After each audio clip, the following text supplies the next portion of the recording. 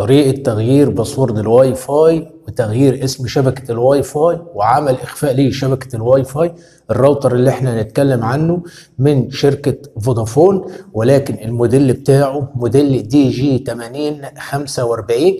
يعني لو عندك موديل ده في الراوتر بتاعك، سواء بقى شركة اورنج، شركة فودافون، شركة اتصالات، شركة وي، وموديل الراوتر دي جي 8045، فهو الشرح ليك. كمل معايا الشرح للنهايه عشان تطلع مستفاد. طبعا لو لسه ما اشتركتش في القناه، ادخل اشترك في القناه وفعل زر الجرس على الكل. ولو في مشكله واجهتك في تغيير الباسورد او في اي حاجه تخص الراوتر بتاعك، سيب لي تعليق اسفل الفيديو، انا برد على كل التعليقات. تمام، ونتواصل مع بعض على جروب التليجرام ونبدا نحل المشكله بتاعت حضرتك بطريقه سهله وبسيطه. ما تقلقش خالص، طول ما انت معانا ان شاء الله مشاكلك هتتحل. اول حاجه بقى، سواء فاتح من الموبايل بتاعك او فاتح من جهاز الكمبيوتر، فهو الشرح. ما تقلقش خالص، يعني فتحت من الكمبيوتر فتحت من الموبايل فما تقلقش، هو الشرح واحد. تمام، كل اللي عليك هتفتح المتصفح بتاعك وهتيجي فوق في الصفحه كده وهتكتب 192.168.1.1.1 وهتقول انتر.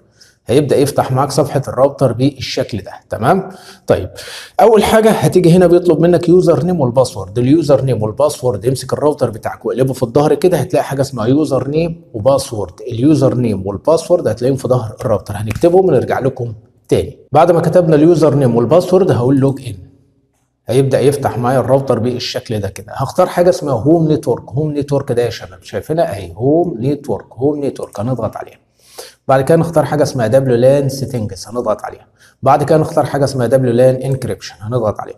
طبعا انا الشبكه بتاعتي اسمها احمد، دي SSID، دي خاصه باسم الشبكه. هنبدا نغير اسم الشبكه، مثلا هنخليها وليكن علي.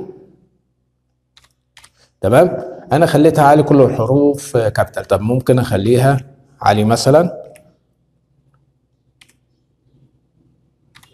تمام، خليتها عاليه ايه كل الحروف سمول زي ما انتم شايفين يا شباب كده. خلينا اسمها ايه، اسمها علي، يعني غيرنا الاسم. كان الاول اسمها احمد، دلوقتي خليناها اسمها علي. يبقى شبكه الواي فاي بدل ما كانت اسمها احمد بقت اسمها علي. تمام، بعد كده هنبدا ننزل لتحت وهنبدا نختار اخر حمايه. تمام، ده خيار لوحده مفيش فيه تغيير خالص. تمام، بعد كده نيجي عند الباسورد، هنبدا نكتب اي باسورد. طيب انا كتبت الباسورد ومش عارف انا كتبته ايه، هبدا اضغط على شو باسورد على المربع ده. تمام، هيبدا يظهر لي الباسورد. انا ممكن اجي اكتب برضو علي. تمام، بعد ما كتبت علي هبدا اعمل له ات 323. بعد كده هبدا اقول له مثلا شباك كده، جابها لي باللون الاورنج ميديم، يعني الكلمه متوسطه. طب انا عايز اخلي الكلمه قويه، اخلي الكلمه قويه ازاي؟ هبدا اعمل مثلا ممكن تاني شباك. تمام، وهبدا اعمل حرف الاي كابيتال. تمام، فجابها لي باللون الاخضر، كتب لي سترونج كده، عملها لي سترونج. طيب بعد كده يا شباب زي ما انتم شايفين كده اهوت، احنا غيرنا اسم شبكه الواي فاي وغيرنا باسورد شبكه الواي فاي.